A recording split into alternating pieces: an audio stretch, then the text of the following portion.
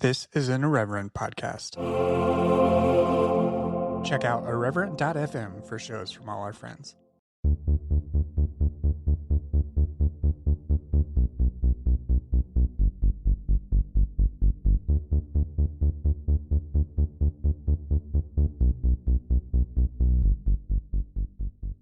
Hello and welcome to Evangelical.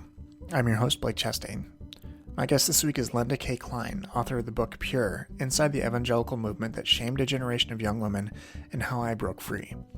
This is a phenomenal book that I think all members of the XV community should read. Through this interview, we talk about Linda's life, her book, and in a first ever for the podcast, I solicited questions from the Facebook group and was able to ask her those as well.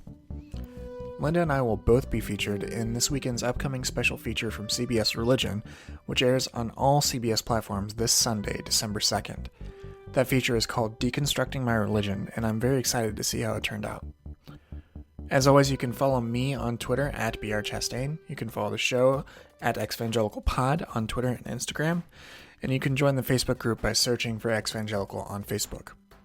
If you enjoy the show and want to support it, here are a few easy ways you can do that. First, you could buy a shirt over at xvangelicalpodcast.com/shop. You could leave a review or a star rating on Apple Podcasts. Tell someone else about the show.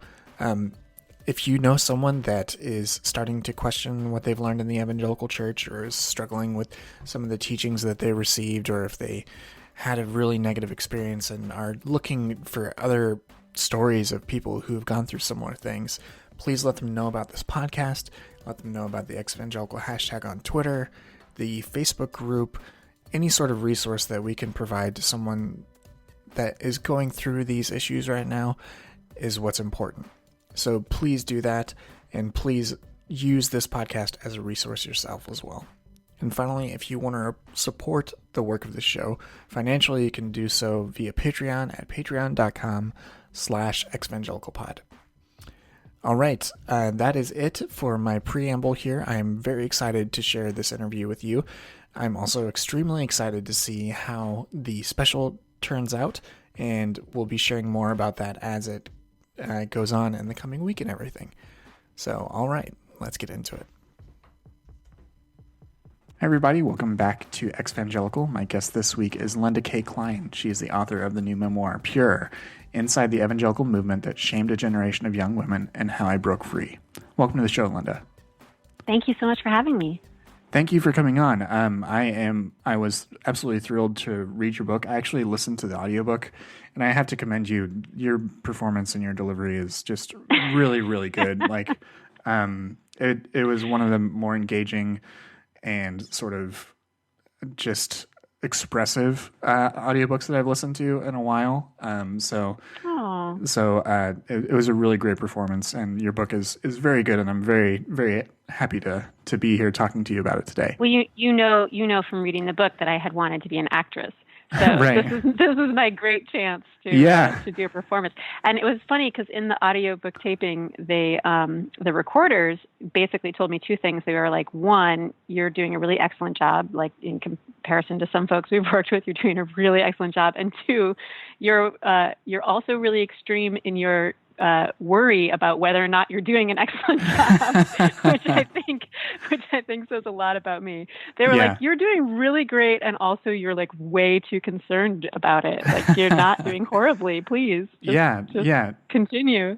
Your book is structured in a way that is about interviews, and you really do capture people's individual voices in the way you perform it. So I thought that was really, really, really great, and I recommend both the book and the audiobook to everyone, of course, that's listening now. But I did want to mention that up top because I really enjoyed listening to you read your own book. Where I'd like to start our conversation today, though, is getting a little bit of background about you and what your sort of initial experience was with religion and how those early years sort of formed you and what sort of church environment you were in, and at a younger age as well as to that pivotal period that we're going to talk about a lot as far as youth group age and all of that. Yeah. Well, so I actually didn't grow up evangelical. I actually grew up attending an Episcopalian church with my family.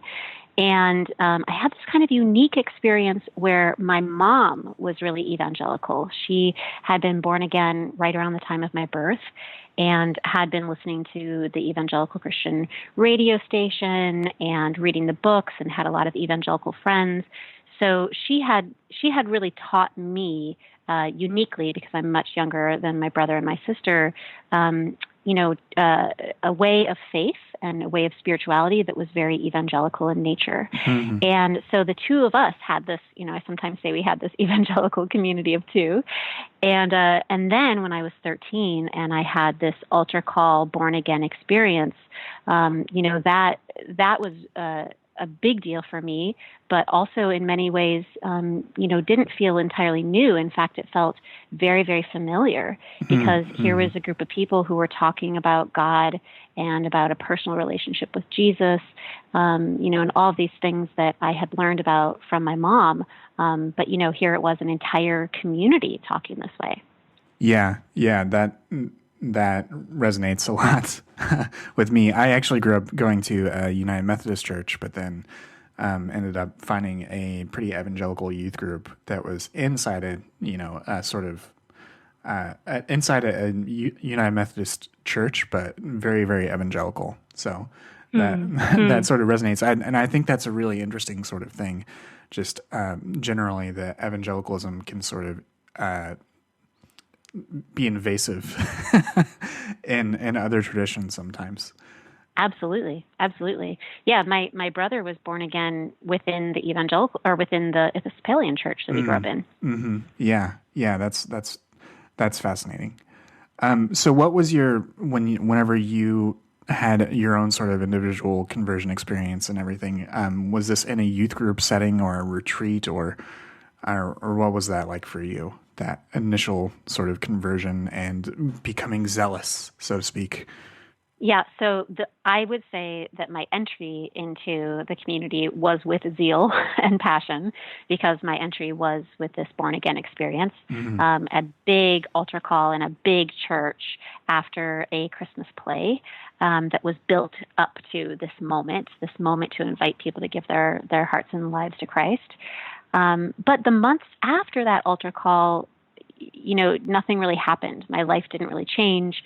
I had this incredibly powerful spiritual experience, but I didn't really know what to do with it. And then I went to a youth group retreat that was at the evangelical church down the block, a different church from the one where I had actually been born again. Mm-hmm. And it was there that I really found community around this experience. And I would say in many ways that's when I became an evangelical Christian. It wasn't the moment that I was born again. It was the moment that I became part of what I now see was, not just a community, but a movement that I quickly became exposed to, being much larger than me or than my youth group. Mm-hmm. Yeah, I think that's a great way of putting that. And community is a really strong thing too. It's a very strong sort of magnetic thing. I was pulled into a youth group because I had moved recently in high school, and that sort of was what gave me community, was that youth group. So for you, was youth group where you really started to first encounter purity culture and gender norms? And even though my audience knows sort of what purity culture is just by that term, if you wouldn't mind sort of giving a definition of that as well, that'd be great. Sure. Yeah, I hadn't really encountered purity culture before. And I think one of the reasons I hadn't encountered it before was because I was 13 when I joined the Evangelical Christian Church. So that was really a time that I think many people are being exposed for the first time to the sexual expectations of their world. Mm-hmm. So when I say purity culture, what I'm referring to is is this combination of complementarian gender teachings, this idea that men are stereotypically masculine men who are also the leaders, particularly in the church and the home, and women are stereotypically feminine women who are followers, particularly in the church and the home, and that there are certain sexual expectations that both of them have as well, which also vary, though there are similarities. The core similarity being this idea of purity, that everybody is either pure or impure, and that is determined by other people's opinions of your sexual life, your sexual motivations, your sexual choices. And if you're a girl or a woman, the thing that's particularly unique within the community teachings is that you can be shamed as impure not only for your own sexual thoughts and feelings and choices, but also for the sexual thoughts and feelings and behaviors of others toward you, which you're said to inspire by how you walk or how you talk or how you dress.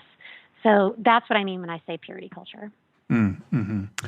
And what were the sorts of messages that you personally heard in your youth group around purity culture and the sorts of expectations that youth groups put on young boys and girls about their bodies and about themselves as they sort of age into their sexuality and all the sorts of complexities that involves? Oh gosh, there are just too many to count. But I think that the phrase that I heard the most often, or certainly the one that sticks with me the most, is the many number of times that I was pulled aside and called a stumbling block.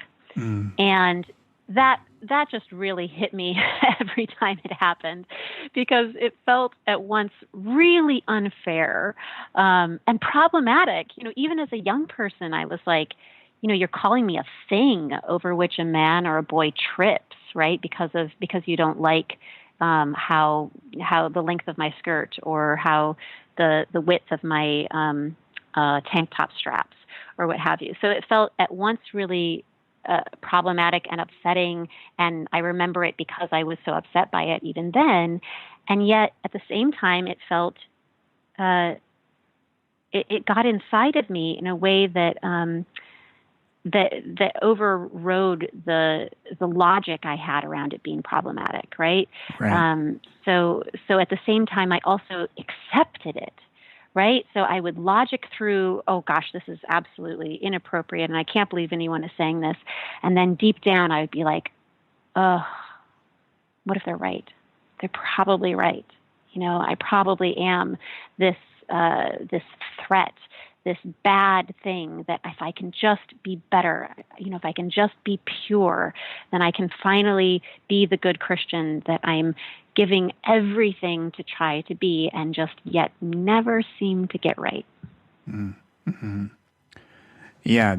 And the recollections that you share of your time in high school and afterwards, they were so moving, and they both the ones you shared and the ones from your interviewees, as far as the sort of just heightened bodily awareness that you had at the time, and just how self-conscious you were.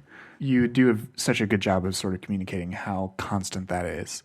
And it wasn't easy for me to listen to, because it reminded me of my own sort of high school relationship that was tainted by the same sort of thing. But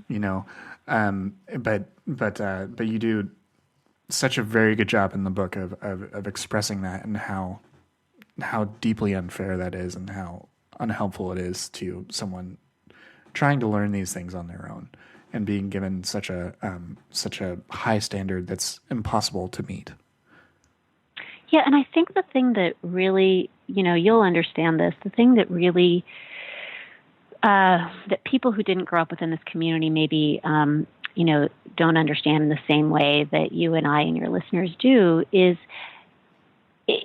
when I would get pulled aside, it was always in moments when I didn't think I was doing anything wrong, right? It was when I was having fun with my friends, or when I was, at a Bible study, or when I was at a prayer circle, doing things that at the very, worst seemed neutral, and at the very best were expressions of my deep, deep love and commitment to this community and to this faith. Mm-hmm. And so it always caught me off guard, right? It always caught me off guard to be in a moment like that, and to then be pulled aside and be like, you thought you were doing well, but actually you are a deep, dangerous threat, and are going to cause your brothers to stumble. And and that sort of being caught off guard is, I think, what created the kind of anxiety that ended up staying with me much later into life.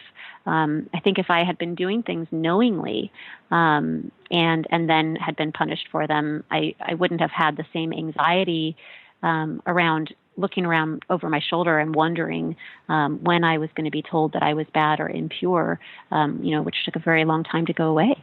Mm-hmm.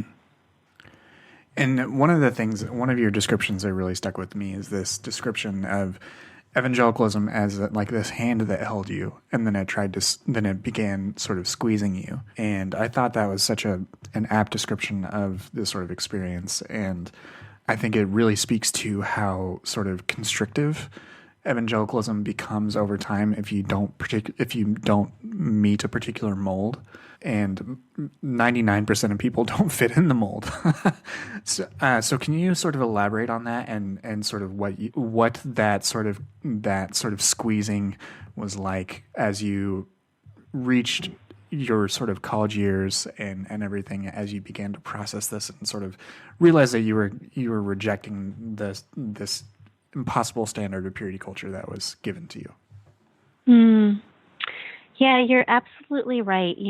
I really experienced it as a very slow squeezing, because in the early days, maybe it was because I was so young, or maybe it was because I was a new Christian, I really didn't feel squeezed. I really felt held.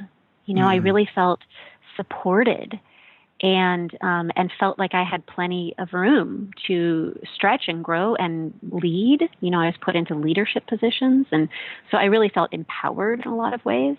And it really wasn't until I started to become a little bit older, to see my body really flesh out, and to see my personality begin to flesh out. Like I said, I wanted to be an actress. I have some flamboyance to my personality, if you will. So even that was, I think, seen through a sexual lens, or at the very least, through an inappropriate, for a good demure woman lens.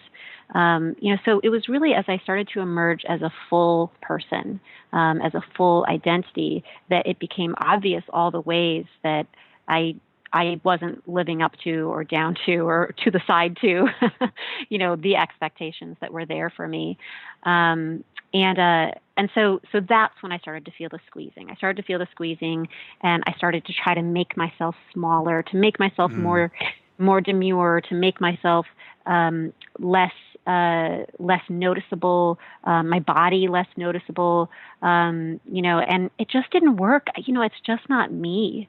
I never started wearing, skirts down to my ankles, because I remember when I would wear them on occasion, it felt restricting. I didn't like the way that it felt to, try to run and swing. And, I've always been very playful, right? And I didn't like the way it felt to be alive in the world, right, when I had all that fabric over my legs, So it just didn't work. Becoming small just didn't work for me. And so that's when I really started to feel myself squeezed, to the point where eventually, the metaphor that I use in the book is that I was squeezed out of the hand. I sort of came out, between the thumb and the forefinger in a big plop, and sort of dropped to the floor. I'll find a verse that will reverse all the times I let you down. Of course, it's worse for you than it ever was for me. There's probably a proverb or parable that's parallel to you.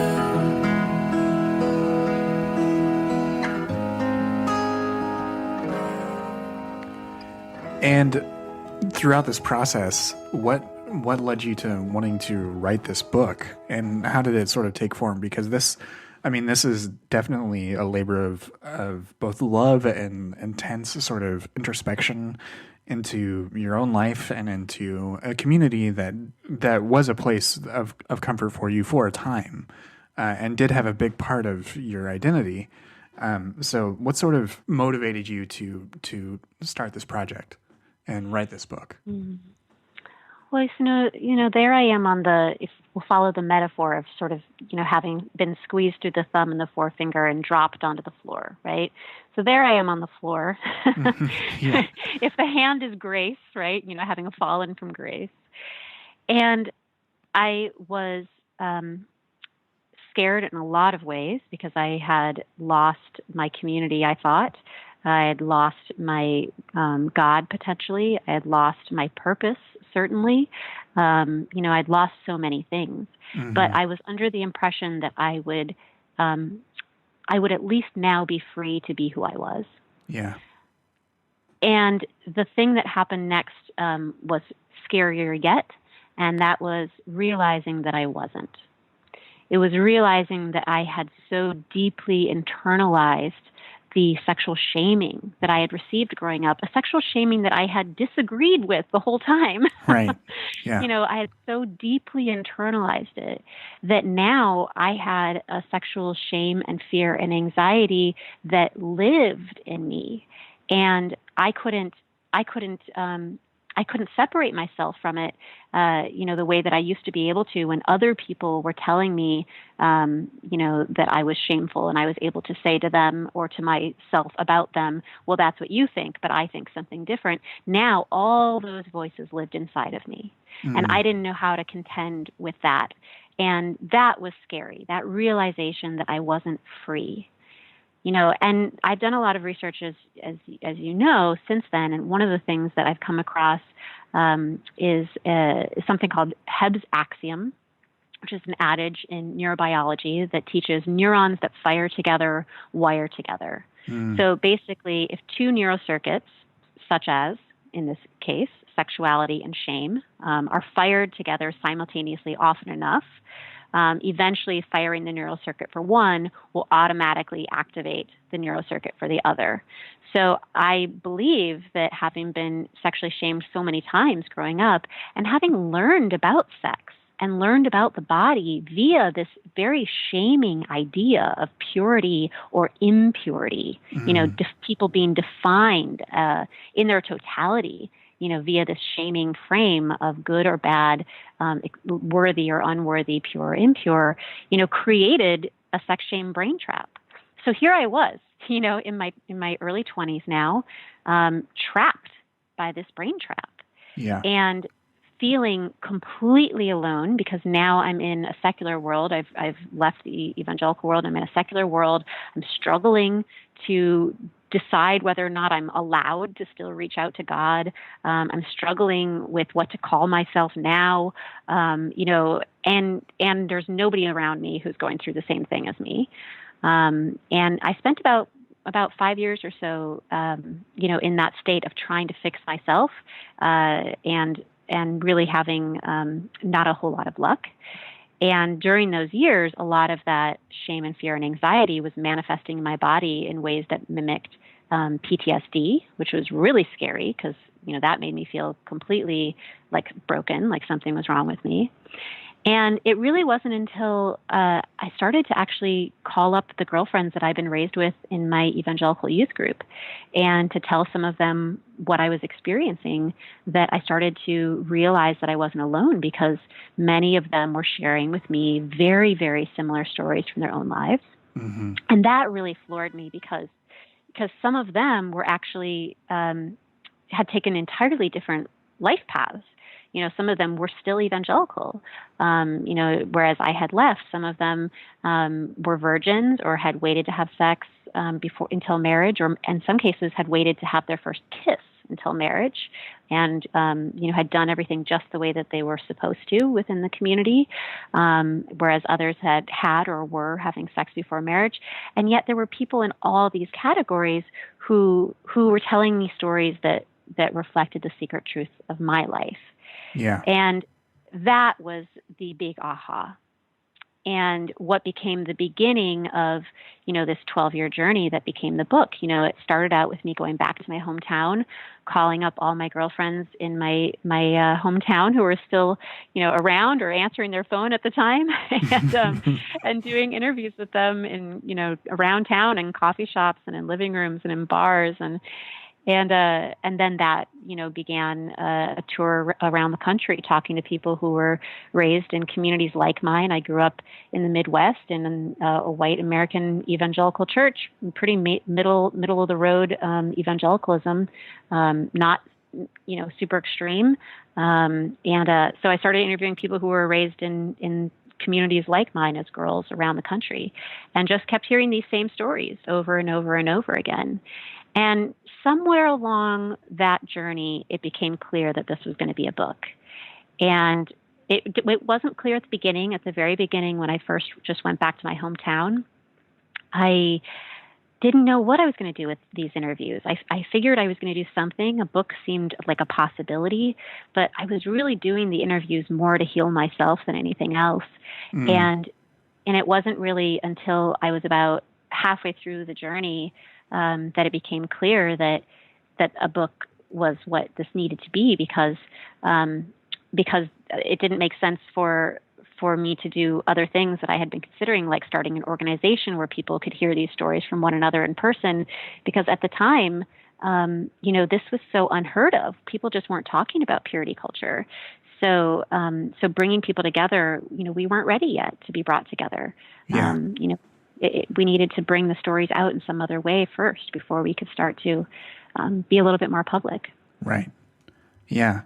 Yeah, absolutely. And I mean, it's definitely very apparent from your book that it was, a very, very intense sort of journey, and a lot of work went into this. And it is, I think this is this is the sort of book that communities like Evangelical need, because it speaks so directly to so many people's experience. I want to talk more about the book in particular.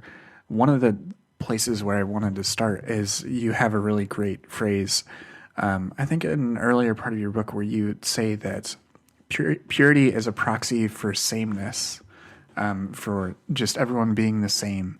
And I'd love to sort of hear what that really means and meant for especially women and girls in evangelical circles, and why sameness is held up as the standard through this term of purity. Yeah. Yeah, I just was thinking about other ways that we use the word purity, and when we use it in reference to human beings, we're almost always using it in reference to wanting to make people the same and wanting to keep out those who are not the same. Racial purity, ethnic cleansing, right? And in many ways, this is a very similar logic, that comes from this idea that there is a certain type of person that is good, that is the pure version of the person, right?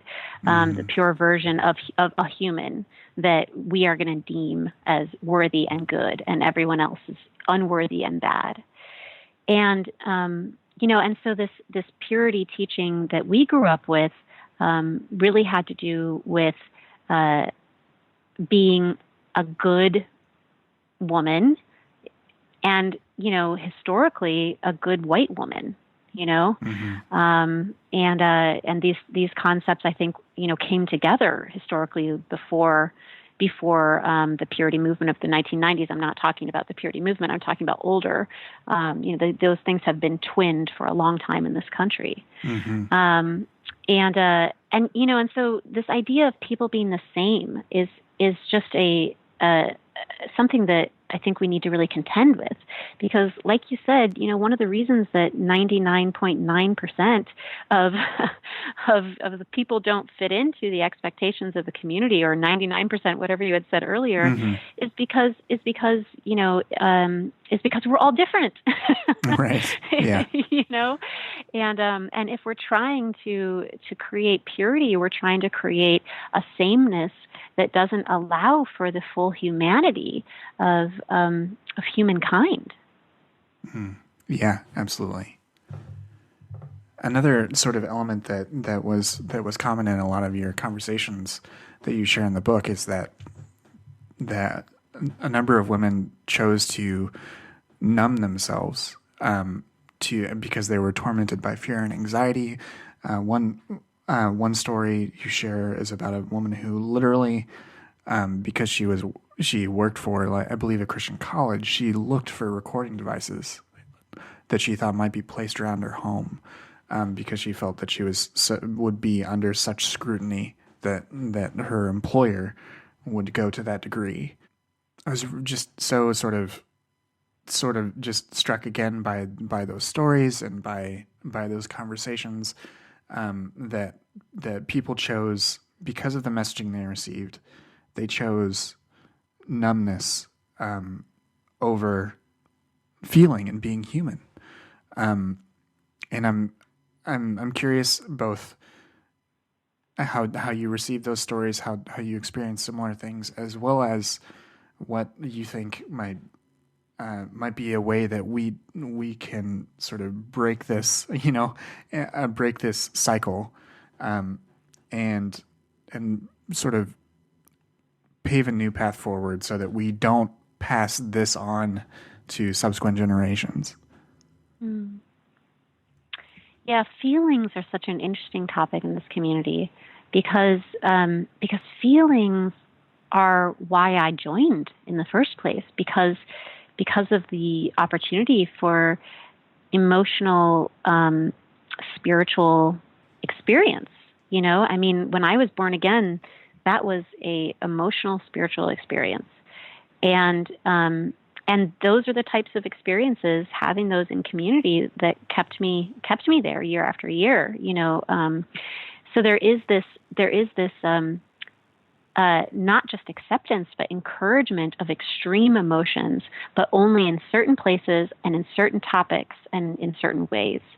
That is regulated by your gender and is regulated by the topic and all kinds of other things. And then there are a whole other set of things that feelings are regulated in a totally different way, where you can't have feelings, right? Mm-hmm. You can't have sexual feelings. You can't, have anger, particularly if you're a girl or a woman, things like that. So you end up making choices on your own feelings, not even your choices around behaviors, but you're on your own feelings based on what other people deem being good or bad. Maybe exaggerating one feeling in one case and numbing another feeling in another case. It reminds me of what my interviewee Johnny said at one point. He says, because of that, you learn to live from the surface. And meanwhile, there's this depth beneath the surface that I think the more we live from the surface, the more and more difficult it is sometimes to touch that depth, right? Right. It seems it's like the feelings that we're not supposed to have just get deeper and deeper and deeper into the ocean inside of us. So, one of the things that I ask all of my interviewees, what word do you have for readers who are going through, some of the things that are talked about in this book? And there are a few things that they answered that came up repeatedly and among lots of different interviewees, and I share those at the end of the book. And one of them is related to this, and it's simple. It's know yourself. And when they said that, that was sort of the recurring theme, but the specifics underneath that were around knowing your feelings, for starters. Just know and feel when you're upset. Know and feel when you're sad. Mm. You know, don't tell yourself, oh, you're not supposed to be sad. You're not supposed to feel that way. You know, you're not supposed to be upset. You're supposed to forgive. Know and feel when you feel joy. Don't shut it down by saying, oh, you're not supposed to enjoy this, or maybe you're experiencing too much joy, even if this is not a bad thing to feel joy about, but too much joy must be a sign that you're doing something hedonistic, right? You know, there's so many ways that we shut down our feelings quickly, right? Mm-hmm. And this is not just true, of course, in this subculture. This is, society wide. I remember when I was in my early 30s and I got an apartment. I was living alone. I think it was the first time it was the second time I'd lived alone. I think living alone is just always, every time I live alone, it's just an incredibly powerful experience for me. And I just remember when I was living alone at this point in my early 30s, I think I was 30, 31. It was just amazing to come home from a hard day at work and just cry and be like, I'm not going to stop myself from doing this because no one else is here to judge me. So I'm just gonna cry as long as I have to cry and just like feel this is such a bad day, Yeah. And I remember thinking this might be the first time I've ever given myself full permission to just feel my feelings, like regardless of whether they are, not like judge them as good or bad. So anyway, so I think the first step is to even recognize them. And then to, when you recognize them, if you can, like zoom out of yourself enough to just have a little conversation with yourself and say like, okay, what happens if you don't run from this? Like what happens if you actually feel this? And I think the more that we kind of dip down into that deep bottom of the ocean, truth inside of us and do the thing that we've been taught not to do, feel what we feel, think what we think, believe what we believe, value what we value, not what we were told we were supposed to in any of these categories. And then don't die, the easier it gets to do again. Mm-hmm. Yeah.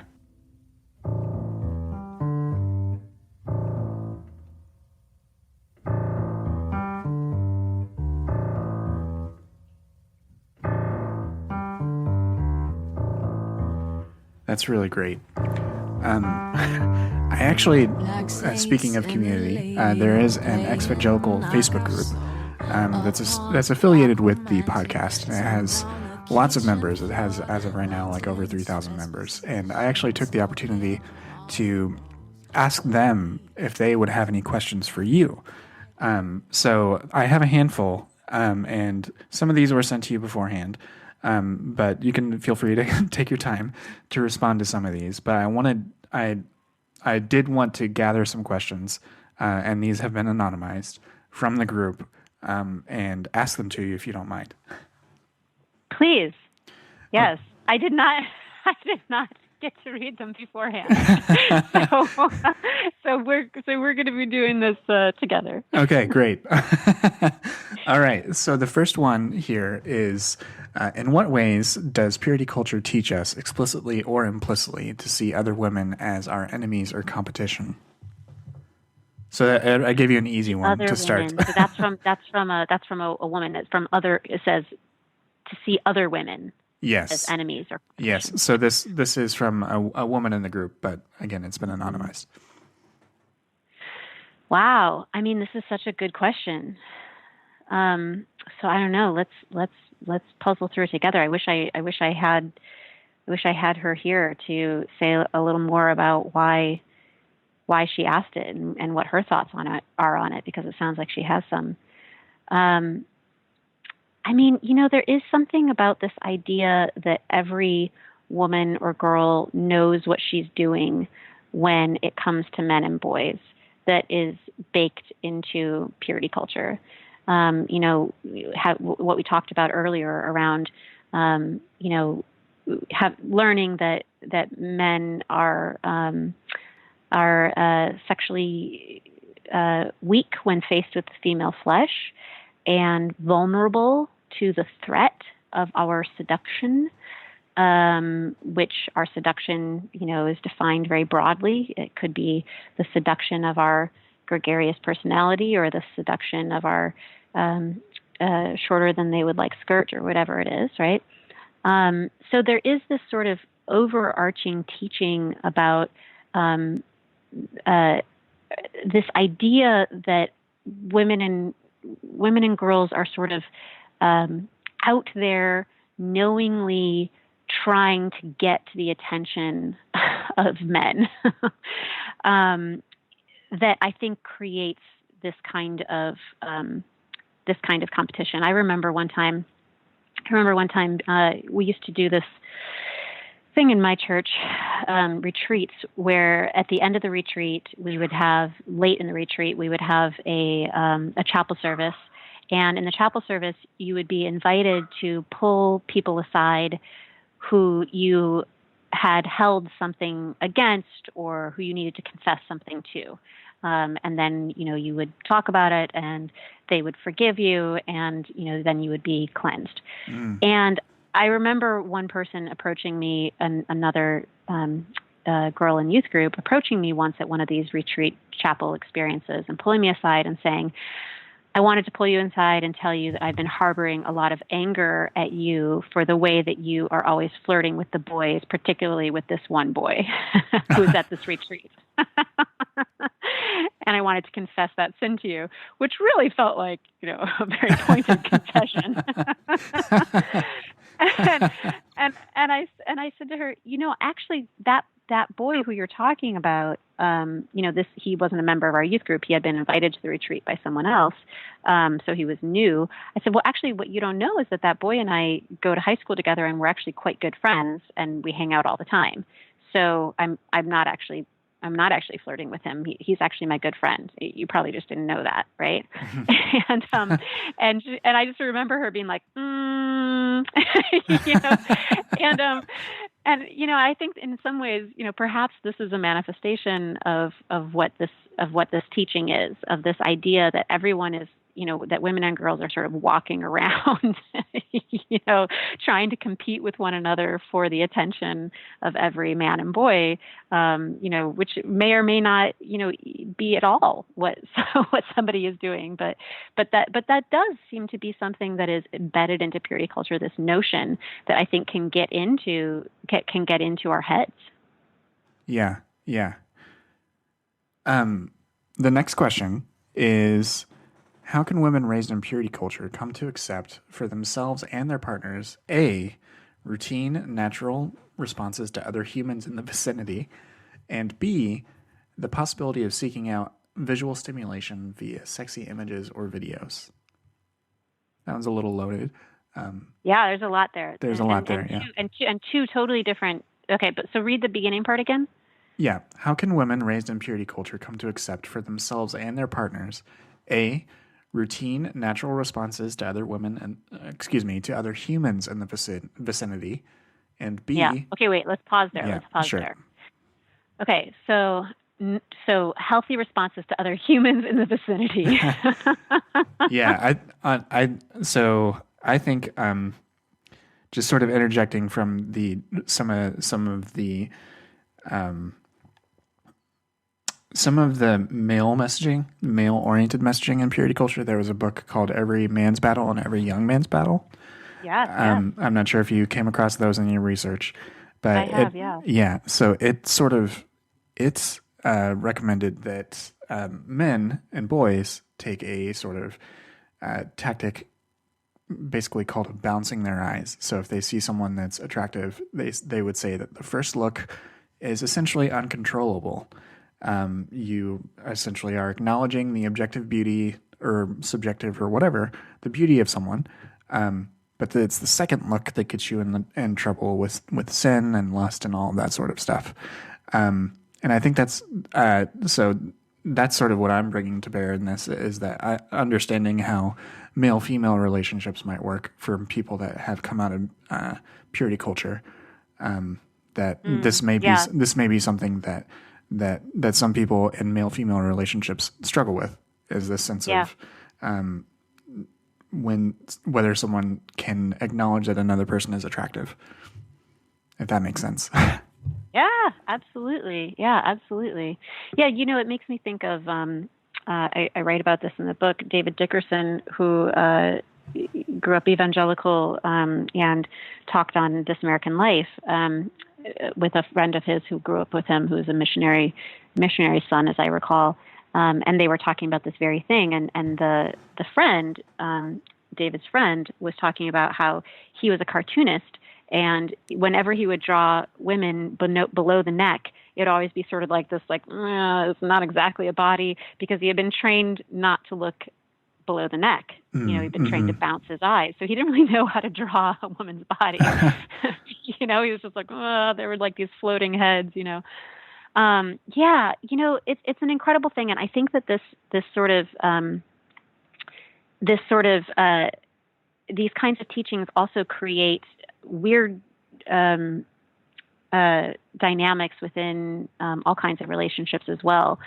For example, the idea that a man and a woman can never be alone, right? That they could never have a meeting together. The Billy Graham rule.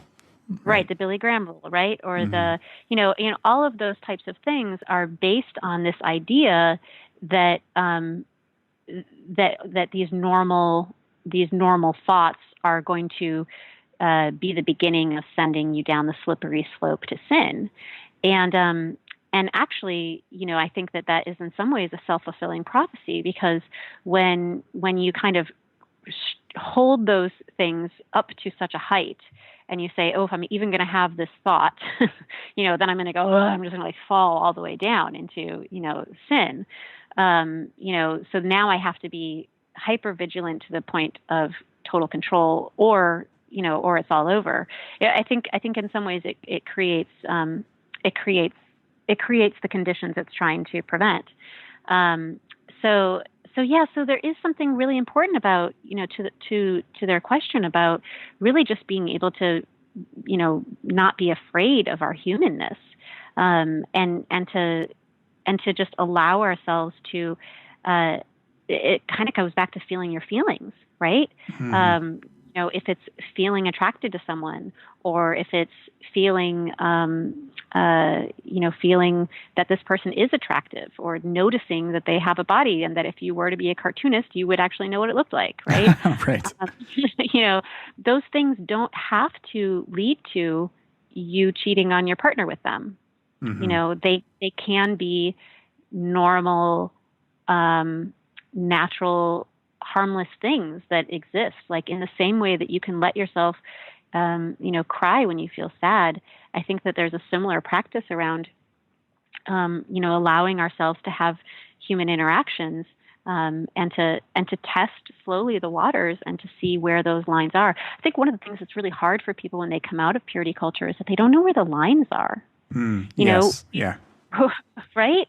Like, we've been taught so much about, it's either this or that, and these are the only two options, that when people come out of it, it's like, oh my gosh, what is appropriate and what isn't appropriate, and what is consent and what is not consent, and when should I compliment someone because it's just nice to, and when am I actually creeping them out because maybe they didn't want me to comment on that part of them or whatever. Right.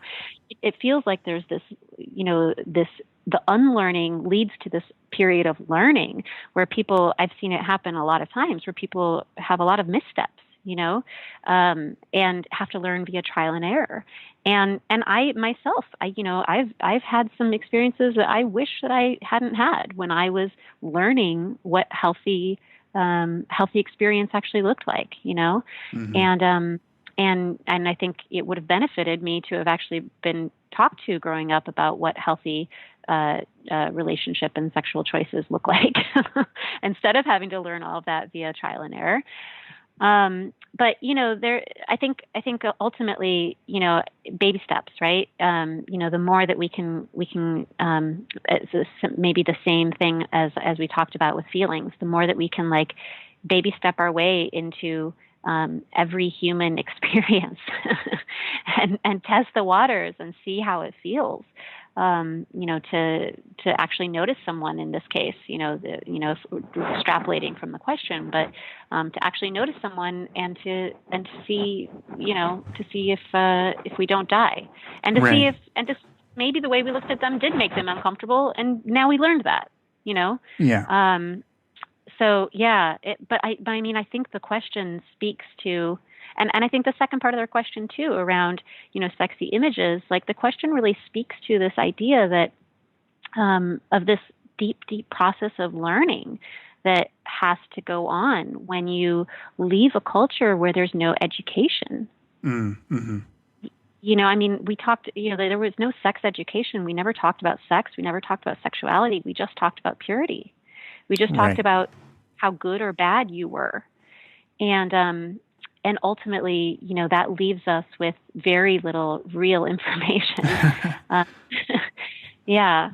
Yeah, absolutely. That's very true. Moving on to the third question, if you're okay, we've got a few more here. Sure. What ways do you think could be taken to help lessen the damaging effects of purity culture in church communities? So this is something that I do talk about sometimes. To lessen the damage. Oh, wait, let me make sure I'm hearing it right. To lessen the damage in church communities. Right. Okay. Mm-hmm. So I think that church communities have two jobs ahead of them on this. One is around healing the damage that's already been done. Mm-hmm. Because I think that if we skip that step, which I would assume many are going to be inclined to do because that's what we do in society in general, right. We're just like, oops, we messed up. Never mind. Let's try this, right? So the first thing that has to happen is that we need to heal the damage that's already been done and acknowledge the damage that's already been done. Because if we don't, what ends up happening is that we end up repeating the damage. So many of us, even outside of purity culture or outside of evangelical purity culture, because I would argue that our American society is a purity culture. So even in society at large, we learn a lot of these same messages, a lot of these same deeply shaming messages around sex and the body. So this idea that that we can, having been raised with that, now suddenly teach someone something else, I think is entirely false. Because if we don't do the deconstruction within ourselves and heal our own shame, around these topics, then we're going to repeat it to the generation after us in how we treat people and how we talk about people and what we don't talk about, in what words we use, what words we don't use. It's going to show up, right? It's right. too baked into us. It's too baked into our society. It's too baked into our churches to not show up in the next generation if we don't heal. Mm-hmm. And take ownership for healing, and I think the church needs to take ownership for healing, and claim the complicity, and mm-hmm. And take ownership in claiming and healing. So anyway, so that's the first thing, and then the second thing is that we need to teach a different sexual ethic. The purity ethic is I think not a helpful one. Right. Yeah. So I'm a big fan of values-based sexual ethics, which are really more about relationships and how you treat people and how you treat yourself, including how you treat people and treat yourself when it comes to sex and sexuality. Mm-hmm. So the model that I often point to is the Our Whole Lives model, OWL, which I think is a really great sexuality education curriculum, and it doesn't even describe itself as that. I think it says, or maybe it is, but it's something like, lifelong sexuality education across a lifespan, but it doesn't even have the words. It's broader than that, right? Because it really is about, chiefly about values. And the importance of values and teaching people values and teaching people how to make decisions using values, and then layering onto that sexual information, and then teaching people how to make values-based sexual information or sexual choices using that information. Mm-hmm. One of the next questions from someone in the group is, how does fearing our male partner's natural sexuality cause us to also fear our own? So this makes me think about how we are raised to believe that we don't have, as girls, we don't have sexual inclinations, not strong ones anyway, and men and boys do, and they are dangerous when unleashed, and we are dangerous when we unleash them. So it's a cycle, right? Right. So I think that, when you're taught that there is a dragon behind, that door, and that you are the only one who has the key to that door. You come to distrust yourself and to worry about yourself, right? Because you are the one who unleashes the dragon. So the fear of the dragon creates the fear of the self. Like, what happens? Am I going to actually carry that key to that door? Because at the end of the day, women and girls are sort of thought of as, one of my interviewees says, women learn that our bodies are evil, men learn that their minds are. So the woman's body becomes the key to the door that unleashes the ravenous mind. So anyway, so I do think that that sequence of fear narratives, does link to this fear of male sexuality creates a fear of female sexuality, because we're taught that female sexuality unleashes male sexuality in a way that is dangerous to us and to them. That's dangerous to everyone. Yeah.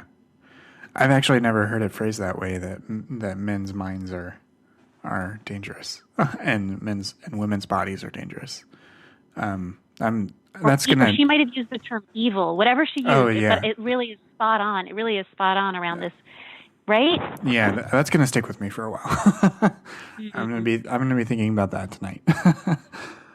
Yeah.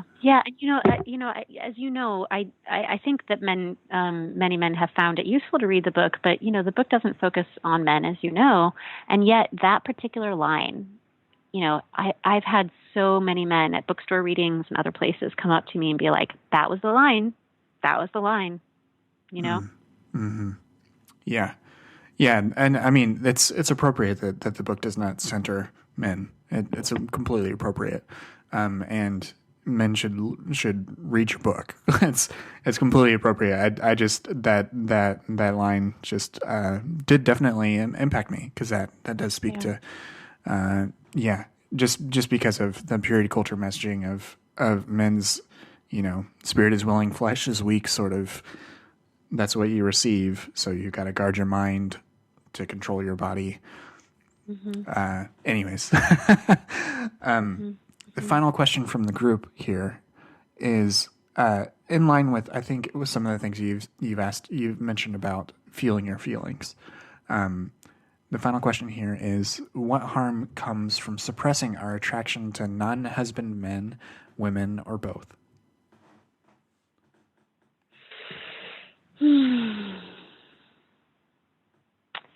I don't think that we get to turn off just one part of ourselves and have it still be on in other parts. I just don't think we work that way. And I've tried. So I'll say something, a little more personal. So when I first got married, I remember, having this knee-jerk reaction to getting married that I didn't even realize I had, but was totally knee-jerk, where I suddenly didn't want to make eye contact with male strangers anymore. Like, all of a sudden, I went from being the friendly person on the subway who was chatting with everyone, regardless of gender, and not all the time, because it is the subway, but I'm a friendly person. And I remember when I first got married, I was like, I put down like a door that was like, I was like, you will not make eye contact for more than half a second with that person. If he looks at you, you will look away. You are protecting this marriage, right? And I don't think it was good. I don't think it was good for me, and for my energy flow in general, right? It ended up like shutting down my my natural being. I think when we live in that kind of when we try to regulate it in that way, it just doesn't work. And I remember, after a couple of months being like, I actually think in order for me to continue to be effervescent and, full of life with my husband, I need to not be afraid of making eye contact with somebody on the subway. Yeah. It's not a thing, it's nice to have someone smile at you every once in a while when you're having a bad day. So bring it down a notch, and let yourself be a human being, because it's not going to hurt your marriage. It's not going to hurt your marriage, So anyway, I just thought that was interesting that after all these years, that came up for me when I got married, right? Mm-hmm. So this sort of teaching around protecting, I had moved past it, but then when I got married, all of a sudden it came in full force, right? That all of a sudden now I need to play by all these rules and protect us from a threat that I don't need to worry about, because eye contact rarely turns into a threat, although again, in the subway, sometimes it does. So you need to be careful with some of your eye contact in the subway. So anyway, I don't even remember why I brought it up, except to say that I think that's something that we are taught to be really protective, and I don't think that it actually does us a lot of favors. I mean, I think that we can end up shutting down parts of ourselves that we want to be open to our partners, that we want to be open to our God, that we want to be open to ourselves. And I'm not talking about, and I don't think this person asking the question is talking about, I'm not talking about doing anything that actually threatens a relationship. But I think that this question is being asked out of this hypervigilance that we're taught, that ends up shutting down parts of the self. Mm-hmm. Yeah. Yeah. And I think that, yeah, I agree. Well, yeah, I feel like this, we could talk about this forever. But I do want to be respectful of your time. You very graciously have given me some of your time on a Friday evening to talk about this, and I want to thank you so much for both coming on the show and talking to me about your book for a little bit, and also for writing the book. And as you mentioned before, it is very much about a women's experience and girls' experience in purity culture. But I recommend everyone that has lived in evangelicalism, lived in youth group culture in the 90s and 2000s and the present, to read this, because it speaks so well to so many different aspects of that experience. And I'm very thankful that you're out there writing and talking about this. Where can people find the book? Where can people find you online? Well, you can find the book at most bookstores now, I think. And if you go to your bookstore and they don't have it, ask them to order it. But the place to find me online is, I have a website, which is Linda Kay Klein. So Linda KayKlein .com. And then you can also actually, if you're interested in some of the community work that I'm doing to help us to build community around this issue, and through story, really, and creating spaces for people to come into story exchange around these topics. There's a section on my website that talks about it, or you can also learn more at breakfreetogether.org. Great. Linda, thank you so much for joining me today. Thank you. I'm so glad to have been here.